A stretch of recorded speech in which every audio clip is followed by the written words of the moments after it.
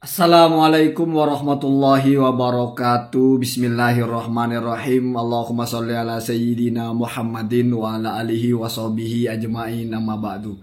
Ja'alanallahu wa iyyakum min ahlil khairi was sa'ada fid dini wad dunya wal akhirah. Amin. Allahumma amin. Wa aslahallahu bala ummati Muhammadin sallallahu alaihi wasallam fi sairil alam, fi Palestin wa ghairiha. Amin. Allahumma amin.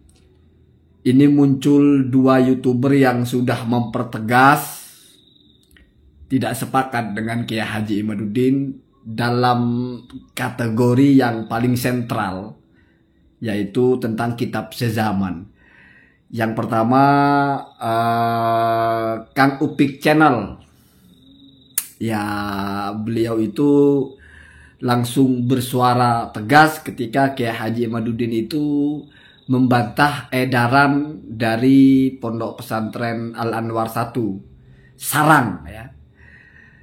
Dimana pernyataannya di situ adalah tidak ada ulama satupun yang mensyaratkan kitab sezaman.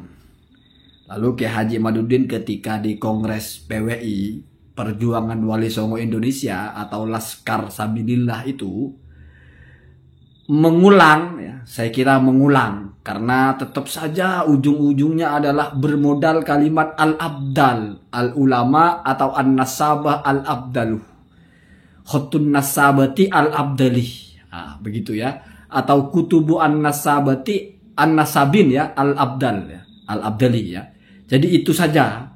Jadi al-abdal ini kata Kiai Haji Imaduddin sezaman atau dari masa ke masa, ya. Ini dibantah oleh dua YouTuber, ya.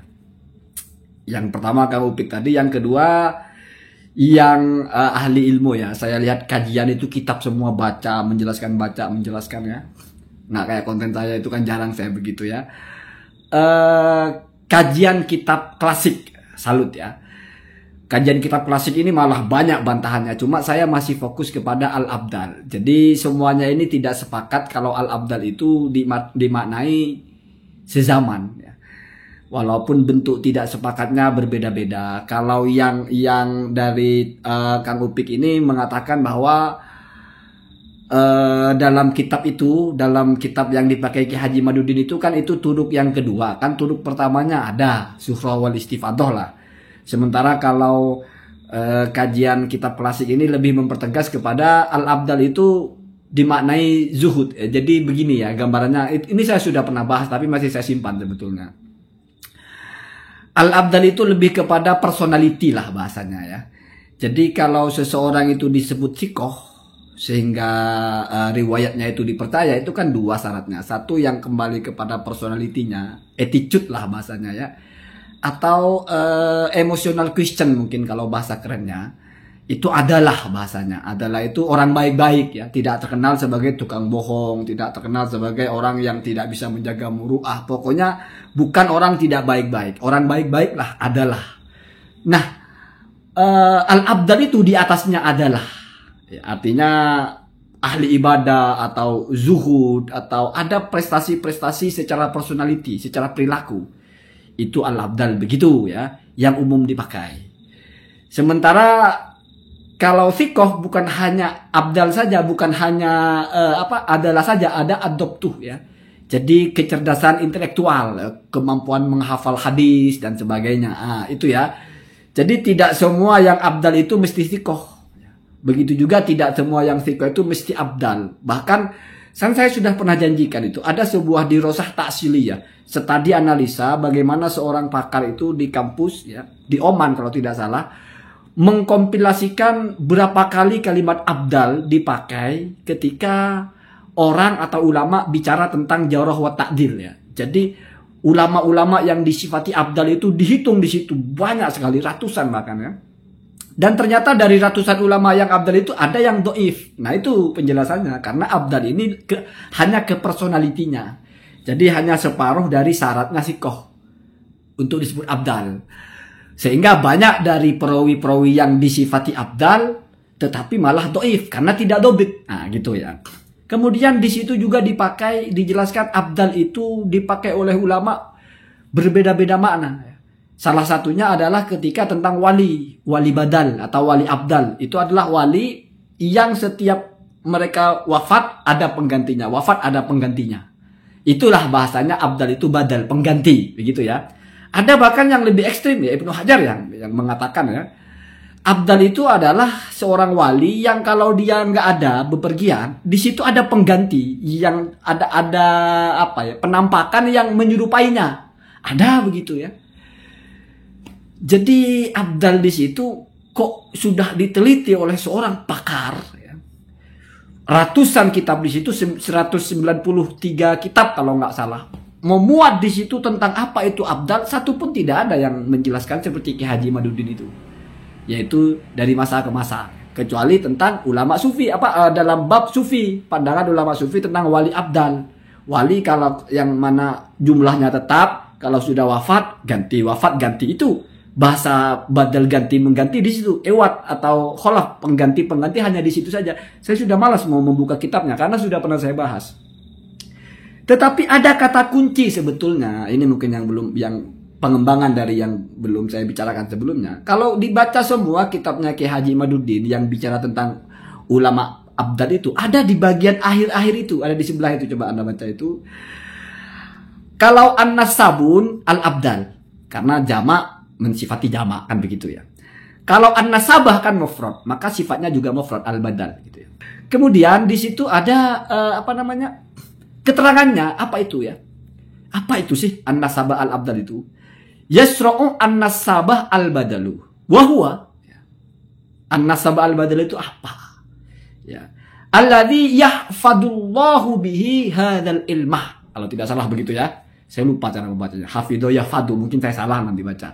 Di mana dengan ulama nasab badal ini, Allah menjaga ilmu ini, wa yujaddiduhu bihi, dan Allah memperbaharui ilmu nasab ini bihi dengan an-nasabah al-abdal itu atau an-nasabah al-badal itu fi kulli mi'ati sanah, di setiap 100 tahun. Ini kok sepertinya maksudnya adalah para ulama mujaddid dalam ilmu nasab. Memang mujaddid itu Pak, setiap 100 tahun, ya setiap generasi ke generasi per 100 tahun lah begitu. Cuma menjadi pertanyaan sekarang adalah, apakah Al-Ubaidili masuk kepada mujaddid? Apakah Al-Umari masuk kepada mujaddid? Nggak akan Ki Haji Imaduddin itu menemukan keterangan itu ya. Yang masuk kepada mujaddid itu Fakhruddin Ar-Razi. Itu ucapannya As-Suyuti. Mujaddidul Qarnis Sadis salah satunya adalah Ar-Razi. Itu pun As-Suyuti tidak tahu kalau Ar-Razi mengarang kitab nasab. Kenapa? Karena ini kan lucu ya. Karena kitab nasabnya nggak ketemunya baru 850. Ditulis ulang oleh Wahid bin Samsuddin. Sehingga mau kamu baca dalam literasi manapun bicara tentang Ar-Razi, tidak pernah menyebut Ar-Razi punya kitab Asy-Syajarah Al-Mubarakah. Misterius kitabnya, nggak pernah ada yang tahu gitu. Ya. Nggak pernah ada yang tahu. Kamu sampai ubek-ubek semua kitab tentang tarojumnya Ar-Razi, kecuali yang satu, Tobaqatu An-Nasabin. Kitabnya orang abad ke-13 apa abad ke-14 ya. Itu pun judul kitabnya bukan Asy-Syajarah Al-Mubarakah pula, Bahrul Ansab. Asy-Syajarah Al-Mubarakah ditulis oleh Ar-Razi menjelang hayatnya, ketika baru belajar ilmu nasab dari siapa itu? Al-Asbarqani kalau tidak salah ya, dari seorang sayyid yang lebih muda malah ya.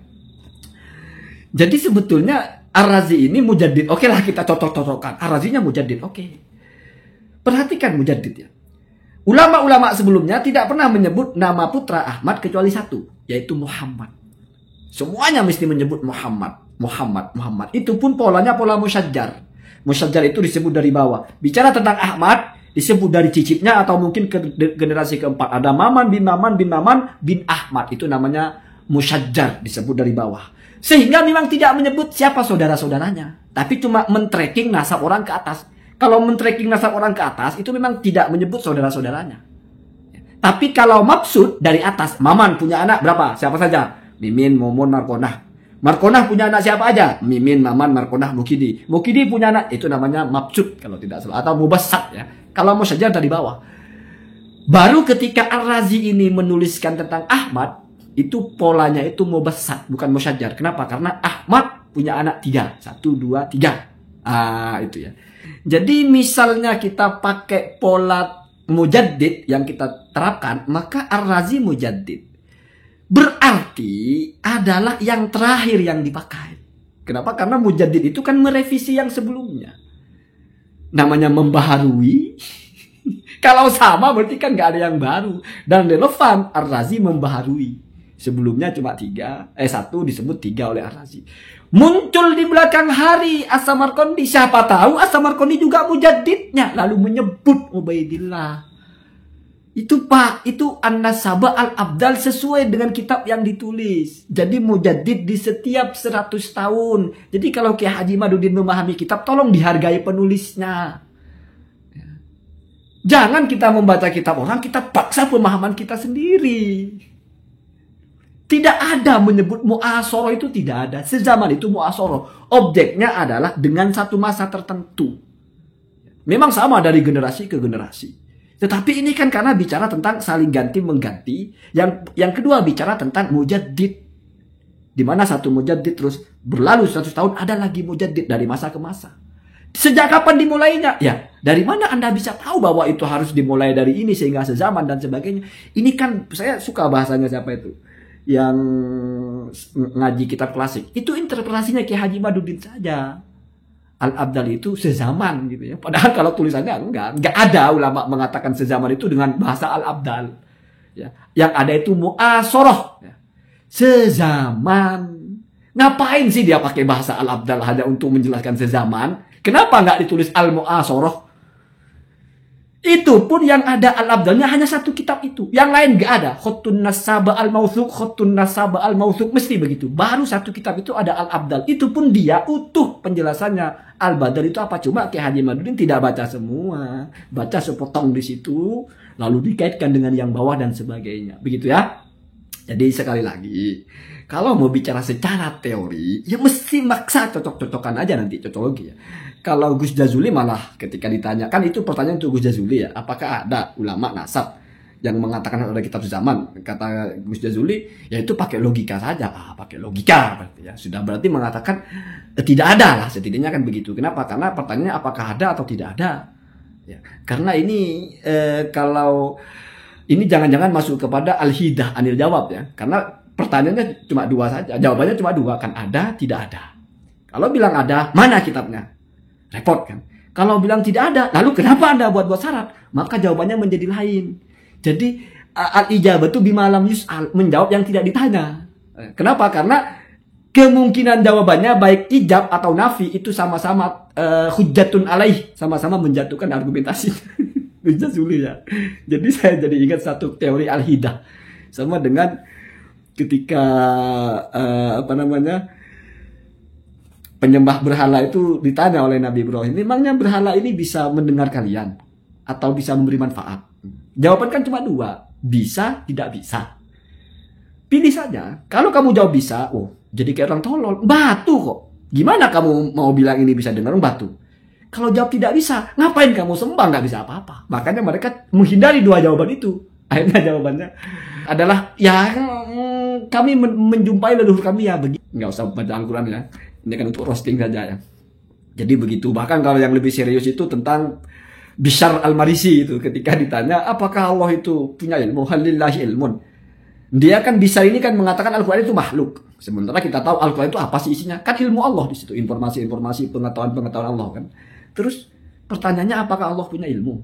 Ini kalau dijawab punya, berarti otomatis menghantam hujahnya dia sendiri yang mengatakan Quran makhluk. Kenapa? Karena Quran ya ilmu Allah. Bagaimana mungkin ilmu Allah itu makhluk? Artinya apa kalau ilmu Allah itu makhluk? Kalau pengetahuan itu sesuatu yang, kalau pengetahuan Allah itu adalah sesuatu yang diciptakan, berarti sebelumnya tidak ada, bodoh. Mungkin Allah belajar lalu tahu. Kan nggak mungkin ilmu Allah itu makhluk. Al-Qurannya kan ilmu Allah, berarti kok bisa Al-Qurannya makhluk, ilmu Allahnya bukan? Makanya kan terjebak 2 jawaban ini. Bishr paham bahwa tidak bisa menjawab dengan 2 jawaban itu, maka dia jawab yang lain.